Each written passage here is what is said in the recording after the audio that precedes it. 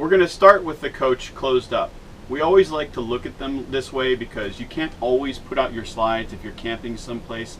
Sometimes you like to stop at a truck stop or that, and there's really no room to put your slides out.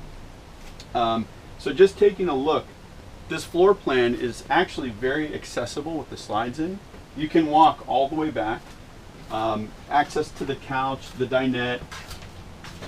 You can get into the fridge with no problem.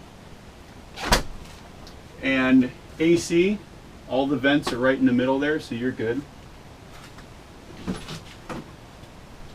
Very large bathroom, and there's actually access without having to put the slide out, which is very important.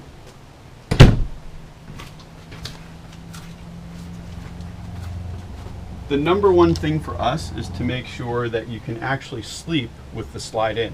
Now, this bed will go under the dresser just a little bit. However, take my shoes off.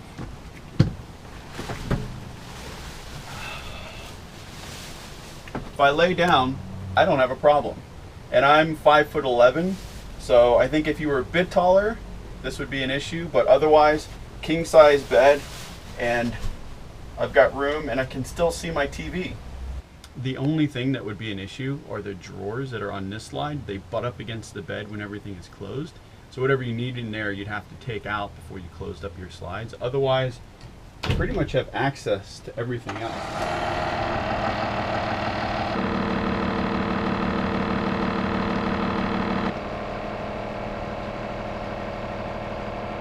If you hear that rumble, it's the 340 horsepower Cummins diesel we got running right now. We turned it on just to get everything set up, and we want to go through the RV now that it's open.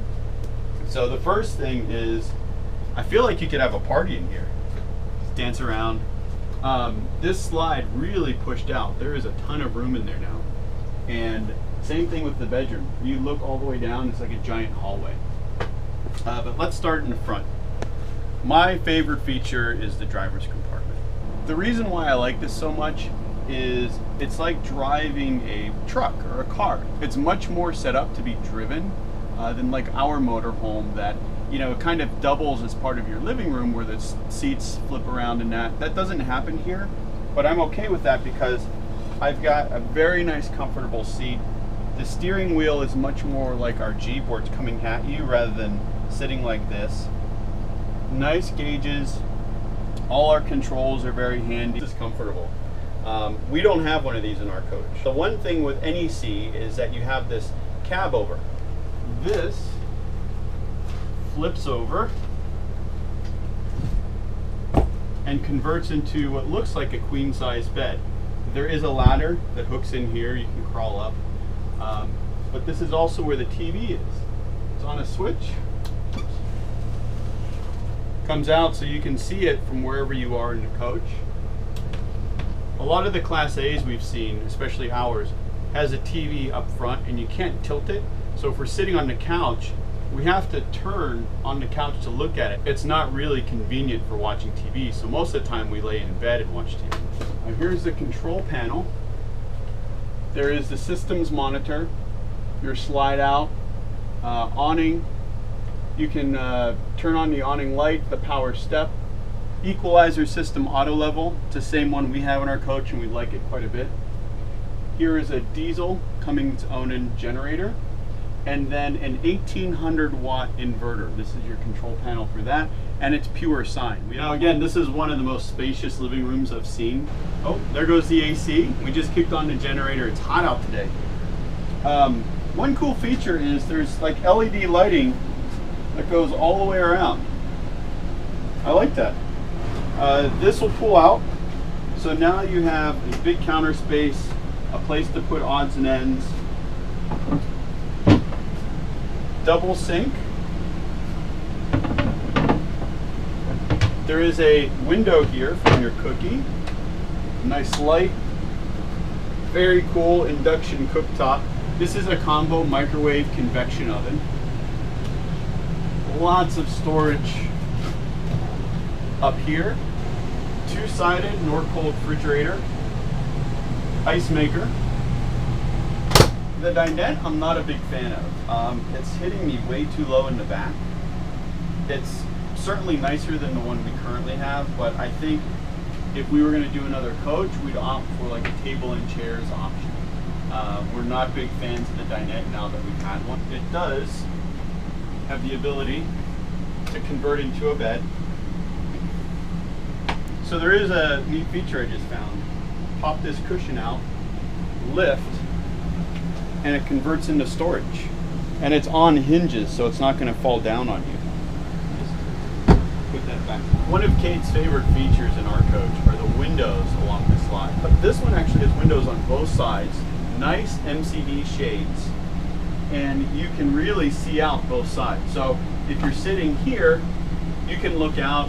If you're parked in the forest, whatever it is, and you know what? The more I'm sitting on this couch, the more I like it. This is pretty nice. This does have a pull-out bed. Seat belts for anyone who's riding in there. I really do enjoy the large windows here, especially the one by the dinette. This bathroom is really spacious. There's plenty of room here. If I'm sitting down doing my business, got tons of room out here, read my magazine. Nice sink, solid countertop, nice medicine cabinet here. We have another medicine cabinet on this side. There's a window for ventilation. There is a fantastic vent up there. The shower is a little cramped in here. I'm hitting my elbows. It's going to be a little tough to turn around. And I worry about this being so low that when the water is hitting me, it's going to splash over. Look how much room we've gained by bringing the slide out.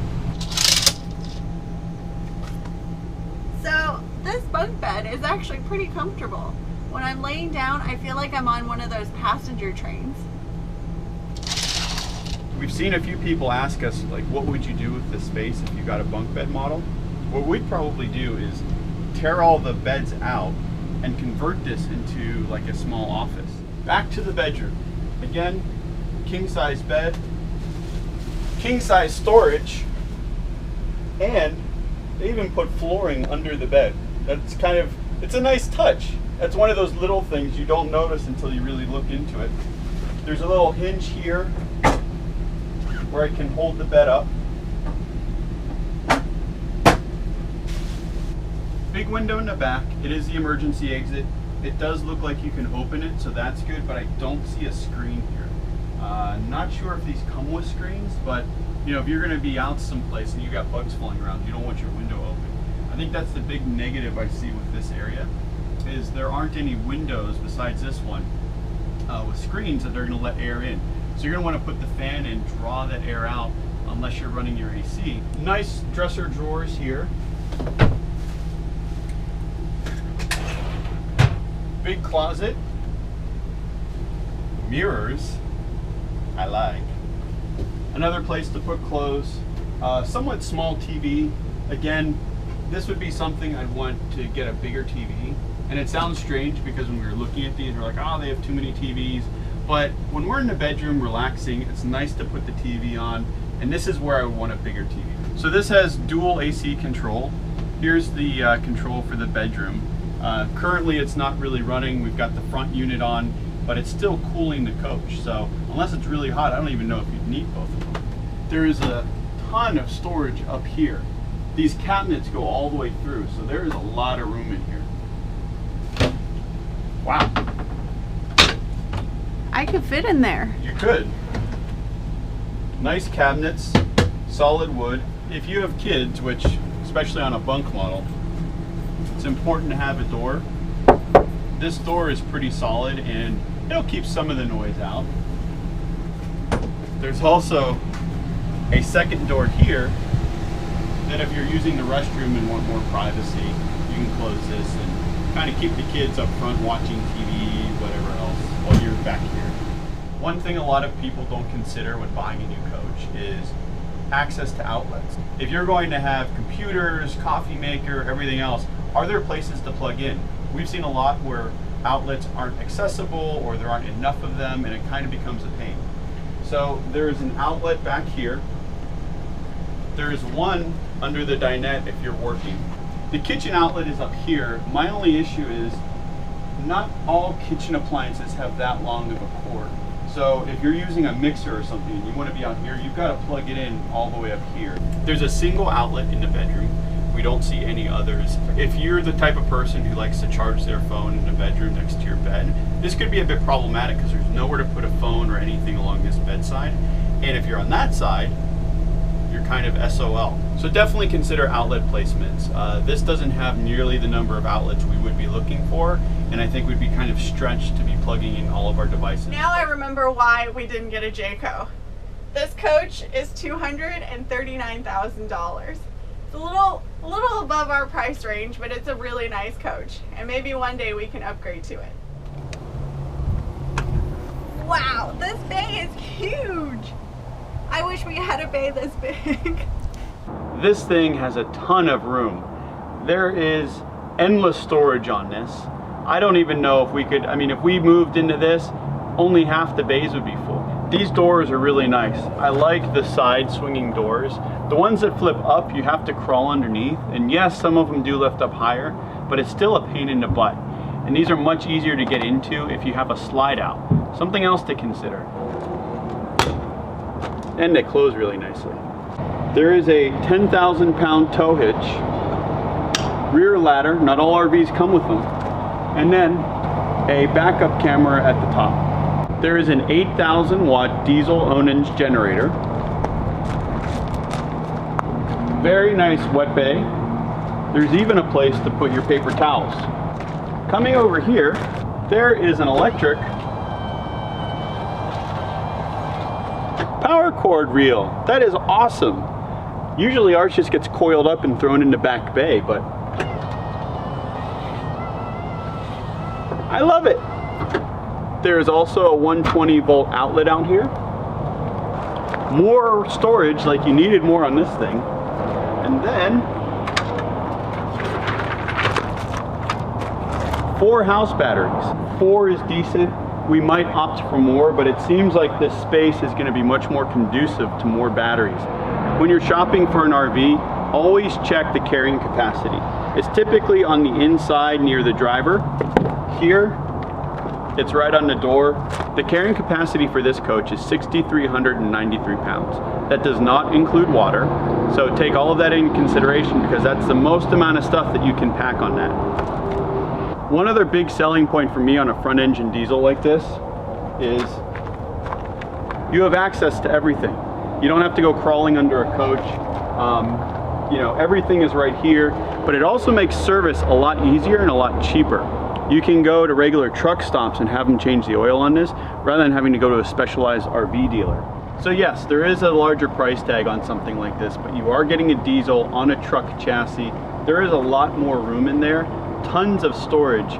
I think the only downsides for me would be the dinette. That would be something I'd want to change out. And I didn't like the number of outlets in the coach. There weren't very many. Some of them were very hard to find. So those are a couple of things I'd consider when looking at other coaches. But otherwise, I thought the fixtures, the placement of a lot of the drawers and everything else was fantastic.